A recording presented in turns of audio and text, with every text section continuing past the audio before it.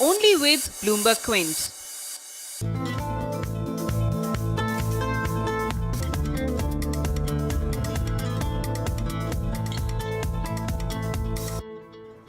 Good evening. You're watching Primetime Debate. Now, on a day that the RBI cut its forecast for GVA growth from 7.3% to 6.7% for FY18, Prime Minister Modi put forth his strongest defense yet on the state of the economy. GDP growth has slid to 5.7, and this has been a cause for concern and criticism of government policies both in economic and political circles. The Prime Minister today came prepared with statistics, comparisons and even PowerPoint presentations to emphasize how his government has done a much better job at managing the economy as compared to his predecessor. Now, to talk about Prime Minister Modi's defense, I'm joined this evening by Rajeev Chandrasekhar. He's MP in the Rajya Sabha from the NDA, MV Rajeev Gowda, Rajya Sabha MP from the Congress Party. R. Jagannathan is joining us as well. He's editorial director of Swaraj magazine, and Shankkar Aiyar, senior journalist and author, is also joining us on this conversation. Welcome to all of you. I'm going to start with R. Jagannathan. Prime Minister Modi was speaking. Okay, I'm told I don't have R. Jagannathan. Okay, I'll come to him in just a bit. But Rajeev Chandrasekhar, if I may start with you. Prime Minister Modi was speaking at a Golden Jubilee event for company secretaries. And he, of course, started by talking about how they must keep, books of accounts clean, etc., shell companies. But he went into a pretty lengthy defense of this economy. Why do you think the Prime Minister has felt the need to come out with this defense? No, I mean, I can't speak for the Prime Minister and answer why he chose today and this occasion to defend the economy, but I think it is fairly widely held knowledge that there have been over the last few days and weeks an attempt to build a narrative of a failing economy or a failed economy. So I think, if you strongly believe that that is not the case, whether it is me or the Finance Minister or in this case the Prime Minister, you will come out and say that it is wrong. I think what he has done was necessary. I think there has been, in my opinion, an attempt to build a narrative based more on hope than on facts, that the economy is failing rather than going through a short-term disruption caused by GST. And so he did what he had to do, which is to come out and say, look, these are the facts and this is the reality. I want to play out a clip of what Prime Minister Modi said today, where he talked about the criticism on the economy and the people who are doing the criticism or making this judgment call. I just want to play out what he said because that leads to a very interesting question. Let's just hear that. पिछले कुछ दिनों में आर्थिक विषयों पर हमारी जो आलोचना हुई है, उन आलोचनाओं को हम बुरा नहीं मानते हैं। हम एक संवेदनशील सरकार है। हम कठोर से कठोर आलोचना का भी हृदय से स्वीकार करते हैं और उचित स्थान पर संवेदनापूर्ण तरीके से उन आलोचनाओं पर भी गंभीरता से सोच करके और पूरी नम्रता के साथ देश की अर्थव्यवस्था को आज पूरा विश्व भारत की तरफ जो अपेक्षाएं कर रहा है, 125 करोड़ देशवासी जो अपेक्षा कर रहे हैं, उसी रिदम से, उसी तेज गति से, उसी व्याप से चला के रहेंगे। ये मैं हमारे आलोचकों को भी विश्वास दिलाना चाहता हूं, नम्रतापूर्वक विश्वास दिलाना चाहता हूं। Okay, Rajeev Gowda is also joining us on this conversation. Mr. Gowda, Prime Minister Modi effectively says that why is 5.7% GDP growth become the big talking point? It's happened before. He talks about it happening in 8 quarters in UPA rule. And he also says that other macro indicators at that time were much worse than they are now. So if you actually look at what's happening in the current last 5 quarters, we've seen the economy going down, the GDP numbers going down, right? And then right now, at this very point, if you look at what's happening in the rest of the world, you have the global economy recovering and growth picking up in all major economies. Yeah. So what could be the reason? Are these some systemic problems, During the UPA era, there was a global recession in 2008, which India weathered extremely well. If you were to look at the overall 10 years of the UPA, the average GDP growth rate is 7.6%, right? So just imagine how much higher, 9, 10% the GDP rates were especially during UPA 1, before the global recession. So now, if India is the outlier, if India's economy is plunging, and we don't have to create a narrative of this, the GDP numbers speak for themselves, right? They are a summation of what is happening in the overall economy, and they are showing a continuous decline. And, there's a lot of hurt in the economy in terms of if you start going deeper. If you look at this MSME sector, if you look at why imports of non-gold, non-crude oil grown so substantially, that means that whatever demand there is in India is being met not by Indian producers, but by imports from elsewhere. So these are all matters of grave concern. So just saying, oh, you did worse, your numbers were not good enough. Also remember that these numbers are a new scale. This is a revised set of numbers. Otherwise, if you were to go back and continue with that old scale, these would be 3.5 or 3.7% growth rate. So the Prime Minister is putting on, good defense of what that's his job. But unfortunately, he says he welcomes criticism. Our point about criticism is this is our economy and future as well. So please, you've been making some mistakes. Make the course corrections. Let's ensure those sectors of the economy that are hurting are fixed. There are many good macroeconomic indicators that are positive. For example, forex reserves, inflation being well managed, even though the RBI says it's going to get worse now. Things like that. So we want course correction. We want identification of problems. Sure. And the Prime Minister says we're doing that. Even in the context of GST, he says that there have been problems and we're going to do that. We're going to rectify. His point... These are problems caused by his government. Okay. Monetization, which has devastated the informal sector, the MSME sector, all right, even agriculture, etc. And then, of course, a very hasty and ill-implemented GST. No, so let me just get more comments on that. One second.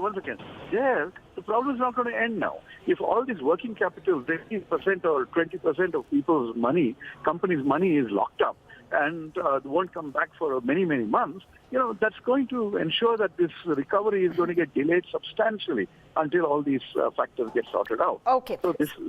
I'm actually much more, much less optimistic, than the Prime Minister is on these fronts. Yeah, but it isn't as simple as him being optimistic or him saying, okay, we're working forward. And here's why I want to get in Mr. R. Jagannathan, who's joining me now via Skype.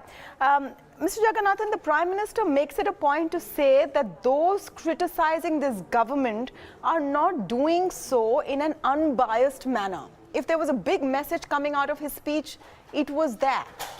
And far from, sort of admitting or saying, yes, demonetization and GST has slowed down the economy, he praises demonetization and again calls GST good and simple tax.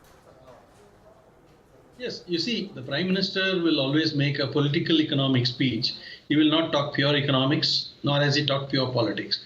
I think he felt it was important to dispel the excessive gloom currently surrounding the slowdown in the last quarter results. And so he's done exactly that. Well, if you ask me whether the economy is actually doing well or badly, I would say it's like a glass half full. Some parts are doing well. There are some structural problems, and there are certain problems that were self-created, including demonetization and GST. But these are transitional problems, and these will sort themselves out over the next quarter or even a few months. So I don't think that he is wrong in saying that. And the real question to ask is if you are saying GST and informal economy has been devastated, yes, that is one part of the story. The other part of the story is, if an informal economy and the small sector can only survive by not paying tax, is it worth having such a small economy, or should they be slowly transitioned out to the formal part of the economy so that they can grow midi-sized and S becomes M and then in medium becomes large? I mean, that should be the transition path for the economy. So to say that, oh, small sector is devastated, so you should let them think. You cannot have a small sector that is predicated on just avoiding tax. Okay, in that case, there can be no formalization of the economy, and you need to make the changes. And this pain, part of it is necessary, part of it may have been self-created. That's what I would say fair. I don't know. I want to get Shankkar Aiyar on that point, because Jagannathan argues that you will suffer that pain. What about people who are going out of business or losing their jobs in the process? Are they collateral damage? That is one question that arises out of that comment. But first, your point, Shankkar, on the big question. Why did the Prime Minister choose this occasion to send out this message? That don't point fingers at me and my government on the economy. Others have done much worse. We know what you're doing. That was his essential message. Well, in 1983, India was playing Zimbabwe in the World Cup. The first two batsmen, Sunil Gavaskar and Srikanth, went out for a duck. Mohinder Amarnath scored 5. Sandeep Patil scored 1. Yashpal Sharma was at the crease. India were 9 for 4. When Kapil Dev went on to the crease. Very soon, India was 17 for 5. I see the Prime Minister's speech today in a similar light. Here was a data story flowing out about 6 quarters of slowdown. He has a phalanx of ministers, 70 plus. He has capable, experienced cabinet ministers. And yet, he had to come up onto the pitch and bat like he always bats when it comes to communicating with the masses. Remember, he wasn't talking to the company secretaries, he was talking to the nation at large. He wasn't saying all is well, he was saying all will be well. So he was making a political statement to try and talk up the economy, and there was a lot of humility in which he addressed the audience and addressed the people. And this is something that his ministers need to imbibe, need to learn. He accepted there were some issues. He said we were fixing some issues. And he accepts that large systemic changes create systemic pain. So here's the question of the day. All this data that he presented on the PowerPoint came from the various ministries. Why is it that he is able to communicate that so effectively? More importantly, why is it that his ministers were unable to communicate this? That's a great point. That's a great point, Shankkar. And in fact, you know, when you started your comment, I was wondering where you were going with that cricket analogy, but well put. And Rajeev Chandrasekhar, in fact, your response to that, the Prime Minister has had to come out and bat, because perhaps his team has not been able to send out that same message. Maybe the starting point would be to admit that yes, GST rollout has some hiccups. Demonetization has caused some pain. Perhaps that admission is required at this point. Yeah, a few days ago, I wrote an article in the Indian Express in response to Yashwant Sinha's into certain sectors. And I also wrote there that these sectors have to be identified and given some transitional support. And I think that is exactly what the government should have said. And I'm glad the Prime Minister came out today and said exactly what he said today, which is we are on a path that has some method to it. And that path has some disruptions. And we will set out, we will speak to those people and we will address them. And I like the best part of what he said today was, which I believe in strongly, which is that there is a space for a narrative and a discussion and a discourse on the economy. What should be the future reforms? What are the other additional changes that we want in the economy in the short term and the medium term? I think what we should be doing is contributing to that discourse rather than saying after having presided over an economy that spectacularly, sort of imploded during the UPA, now to start arguing that I have a case of I can do it better-itis. that disease runs rampant. Well, I don't know, Mr. Chandrasekhar. Very respectfully, I would say you're also saying that you're also going into the what about what you did. No. That's my point. I'm saying that there is space for discourse. There is space today to say these are the things that need to be done going forward. These are the things that need to be done to improve a lot of the exporters who are going through this transitional problem. That is the conversation that we should be having, rather than saying that the entire 3 years of the NDA government represents some sort of a failing economy narrative that is obviously doomed to fail. The narrative, that is. All right. Now, the narrative, the intention behind the narrative, all of those are questions that have been raised. I will just leave this debate with a very small last point from R. Jagannathan. Just on this point, the Prime Minister felt the need to come and speak on this subject. Does it also point to the fact that the economy is becoming a big political point? Yes, absolutely. I think if at this point the opposition is finding some purchase in the political sphere, it's because the economy seems to be faltering. And more important than just the GDP and all that, I think the man on the street is not worried about the GDP. They're more worried about the fact that the economy is not generating the kind of jobs it should, regardless of whether it's growing at 5.7 or 6.7 or whatever it is. I think that point is the one that the PM did not address, except obliquely, when he talked about mudra loans creating a lot of self-employment. But the point is, I think self-employment is a low-quality job because you don't have any other option, you take it. So the formal sector jobs need to be created. Well, I'm glad you brought up jobs. I'm glad you brought up jobs, Mr. Jagannathan, because that is, the next big talking point. But I will leave it at that on Prime Minister Modi's defense. Thank you so much, Rajeev Gowda, Rajeev Chandrasekhar, Shankkar Aiyar, and R. Jagannathan for speaking with us. But we're going to be talking next about jobs.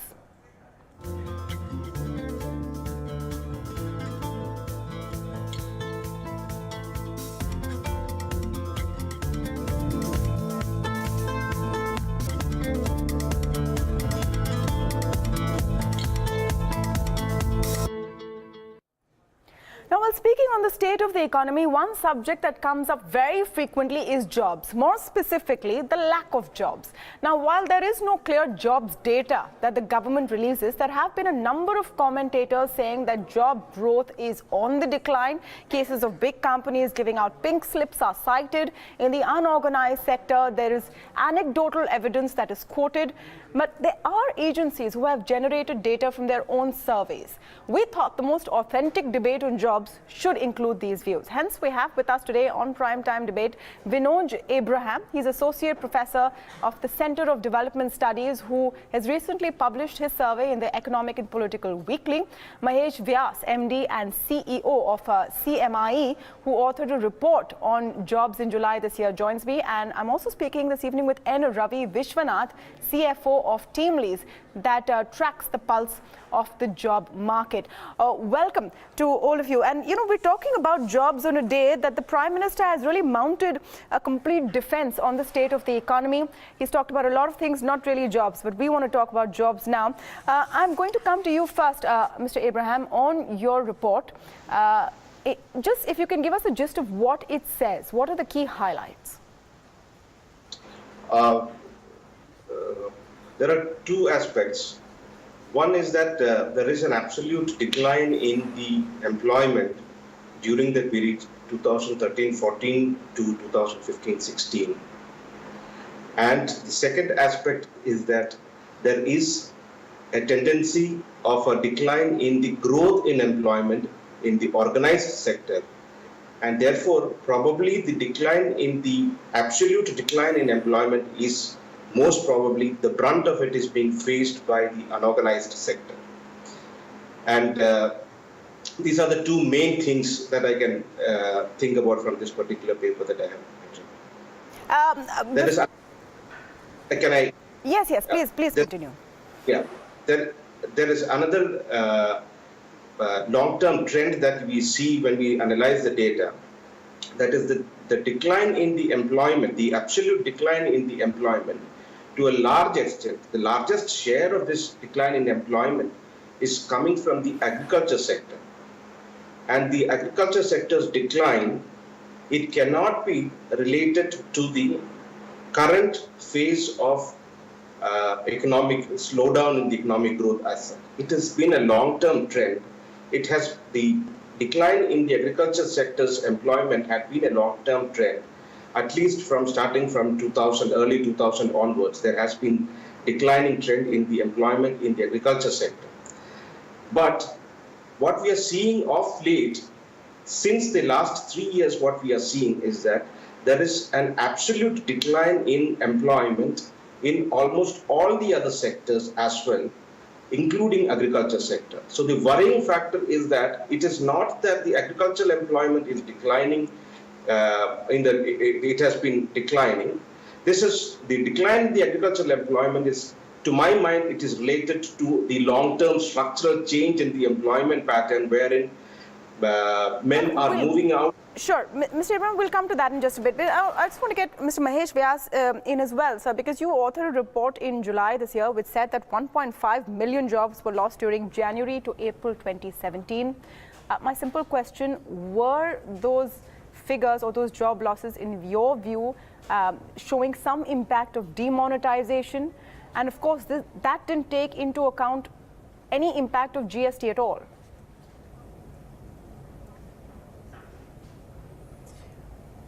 Okay, so before I answer that question specifically, I'd like to make one point that often it is mentioned on television channels that there isn't enough data. I think that is misplaced. There is a lot of data on employment and unemployment, and Vinod Abraham's paper in the EPW actually puts them all together very well. So there were surveys by the NSSO, and then there were surveys by the Labour Bureau, and there are the enterprise surveys by them, all taking data till 2016, and Abraham has put them all very well together. So I think we should stop saying that there is no data. There is data.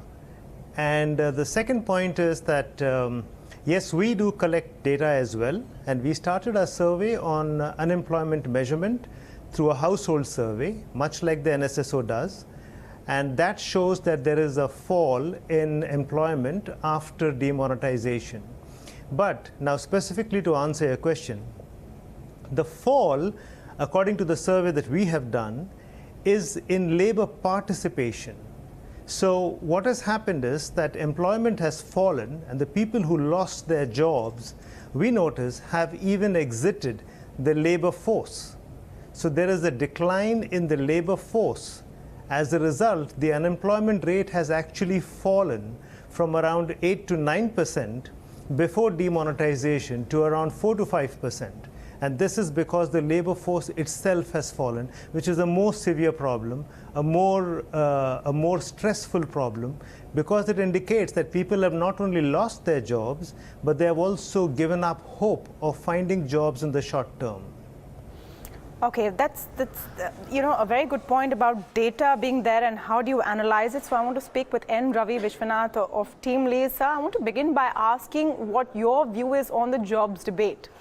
And in this context, I just want to refer to what the CLSA has said recently, where in their report they say that job growth has been good at 3.7% and the problem of lack of jobs creation could be exaggerated. Is there now clarity in what is happening in the jobs narrative space?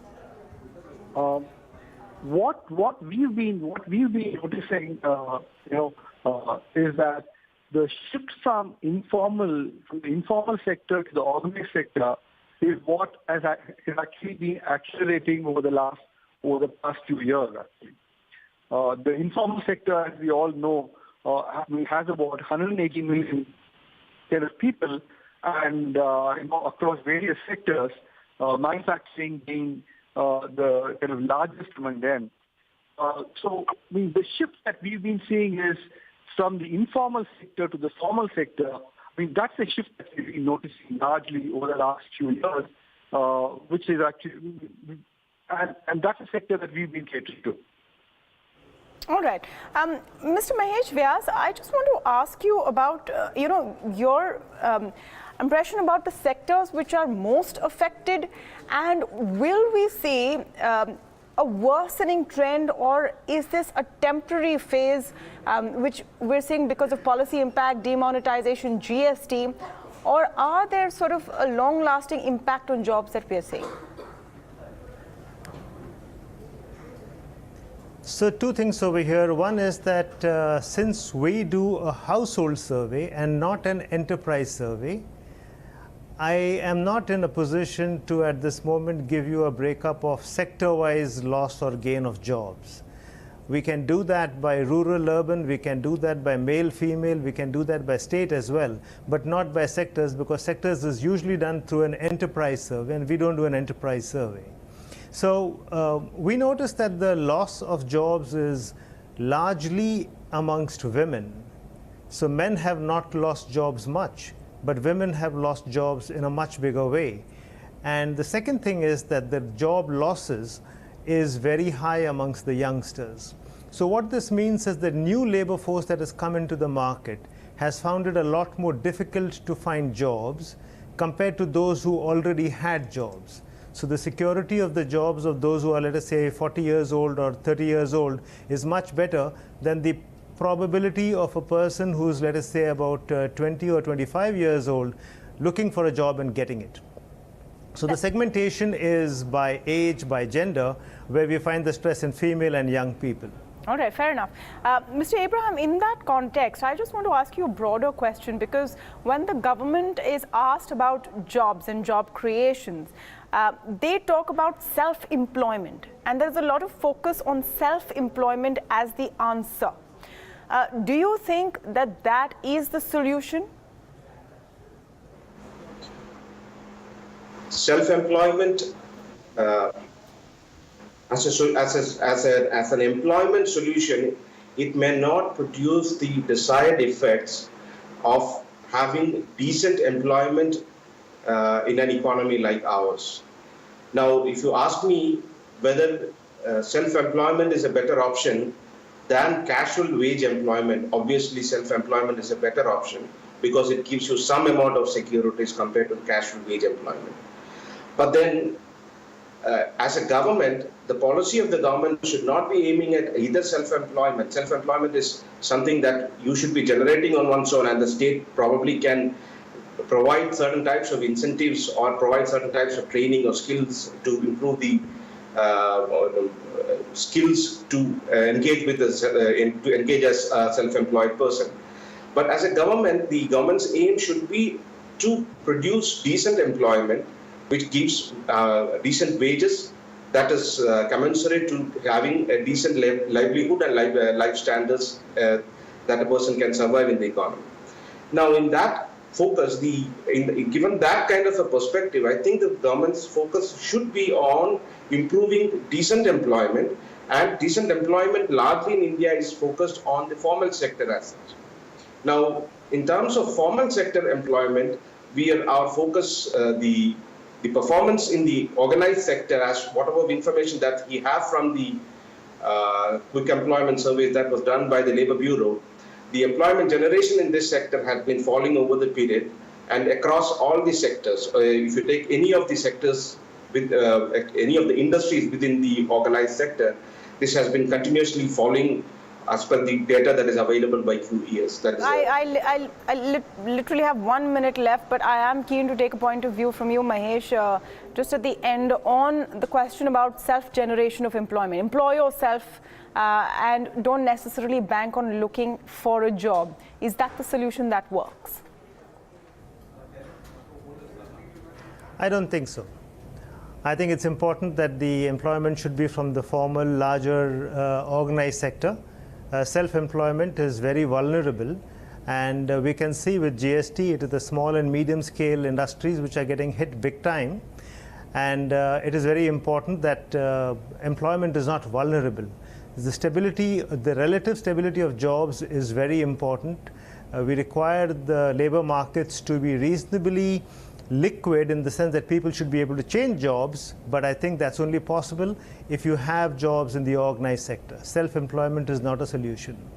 Thanks so much, Mahesh Vyas, Manoj Abraham, and of course, N. Ravi, for speaking to Bloomberg Quint on Primetime Debate. The question was, what about the jobs and how real is the problem?